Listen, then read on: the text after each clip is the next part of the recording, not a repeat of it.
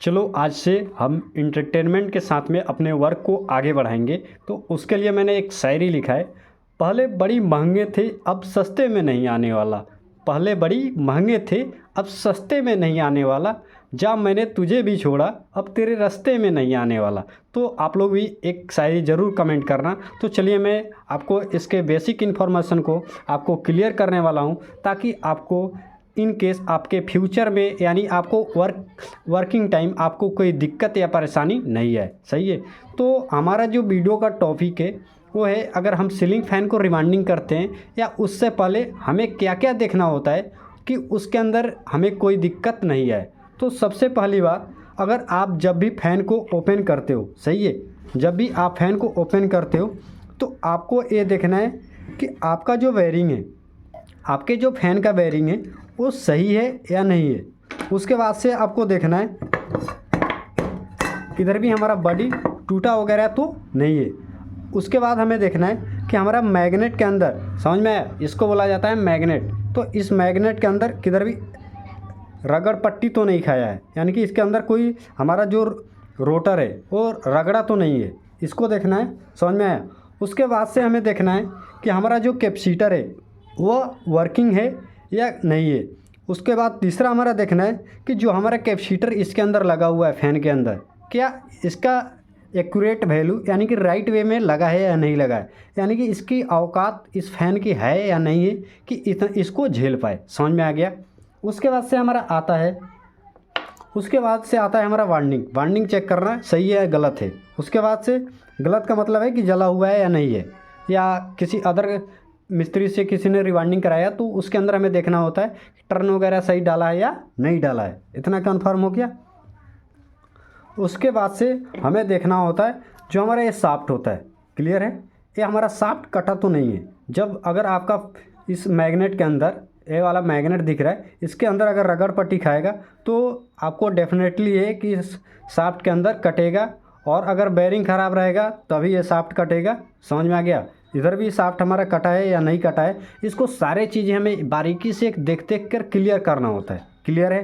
तो यहाँ तक अगर हमारा क्लियर है, अगर हमारा शाफ्ट कटा है, समझ में आया, तो इसको चेंज करना है, या अगर आप लेथ मशीन पर ले जाकर इसके बेयरिंग के टर्न के साइज को अगर आप बनाना चाहते हैं तो वहाँ से भी आप बनवा सकते हो, उसमें कोई इशू नहीं है। सही है। बट आपको नॉर्मल कॉस्ट में होता है कि आप इसी को चेंज कर दो तहीं बेटर रहेगा। ठीक है। क्योंकि अगर आप जाओगे लेथ मशीन के ऊपर तो आपको 100 या 50 ले लेगा, 100 से एनफ ही लेगा, यानी 100 से प्लस ही लेता है, 50 तो लेता ही नहीं है। मैंने कितने को कराया है तो मेरे को पता है। तो आपको इसको चेंज कर दो तो अप्रोक्स 45-45 के आसपास, या आपके मार्केट के हिसाब से आपको ये परचेस करने को मिल सकता है। वहाँ पे कम भी हो सकती है या ज़्यादा भी हो सकता है। क्लियर है। तो हमें ये सारी चीज़ें देखना होता है। उसके बाद से हमें फिटिंग करते समय हमें इसको फ़ैन को ज़्यादा हैमर की मदद से इसको नहीं मारना है। ठीक है। हमें इसके अंदर जो स्क्रूप लगता है 1, 2 और 3, ऑलमोस्ट अगर फ़ैन में देखोगे तो 3 ही स्क्रूप आपको देखने को मिलेगा। उसके बाद से इसके अंदर हमें बारीकी से एक एक करके बराबर समतल वे में कसना होता है। समझ में आ गया। उसके बाद से हमारा आता है, अगर आप फ़ैन को खोलोगे तो उसी टाइम आपको पता चलता है ये जो बॉडी है, ठीक है, जहाँ पे हमारा इसके अंदर इसी गैप के अंदर हमारा बेयरिंग फंसता है। ठीक है। जब आप खोलोगे तो उस टाइम आपको खोलते समय ये आभास हो जाना चाहिए कि हमारा बॉडी लूज तो नहीं है, यानी कि अगर इसके अंदर अप्रोक्स अगर हम बेयरिंग डालते हैं तो आराम से निकल तो नहीं जा रहा है, इसके अंदर थोड़ा सा टाइट होना चाहिए। समझ में आया। इसके अंदर थोड़ा सा टाइट होना चाहिए, यानी कि रुकावट पैदा होना चाहिए।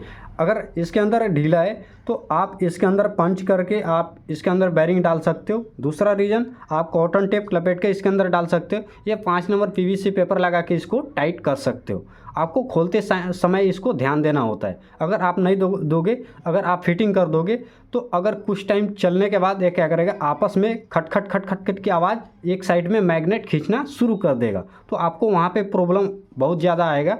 तो मेरा मानना है आप खोलो उसी टाइम इसको क्लियर कर लो कि इस बॉडी के अंदर कोई दिक्कत तो नहीं है। उसके बाद से आपको इसके बॉडी में भी देखना है, समझ में आया, कि कोई दिक्कत तो नहीं है। इतना क्लियर हो गया। उसके बाद से हमें क्या देखना होता है वो चलो मैं बताता हूँ। इसके अंदर जो बेयरिंग है, ठीक है, ये बिल्कुल ख़राब हो चुका है। आप यहाँ पे अगर देखोगे तो इसके अंदर टूट भी गया है। ठीक है। तो आप अगर मिस्त्री हो तो आप उसी टाइम आप कस्टमर को बताकर, कस्टमर को सेटिस्फाई करके आप वायरिंग का चार्ज उसके अंदर इंक्लूड कर सकते हो। या अगर आप कस्टमर देख रहे हो तो आपको इस वायरिंग को डेफिनेटली चेंज कराना है, ठीक है। और आप मिस्त्री देख रहे हो तो डेफिनेटली चेंज करने, आप कोई भी देख रहे हो तो ठीक है। अगर आप नहीं करोगे तो आपका आवाज़ भी करेगा और फ़ैन जल भी जाएगा, ठीक है। 50-100 का वायरिंग आता है, आप इंक्लूड करा दोगे तो वहाँ से आपका बेटर रिजल्ट मिल जाएगा।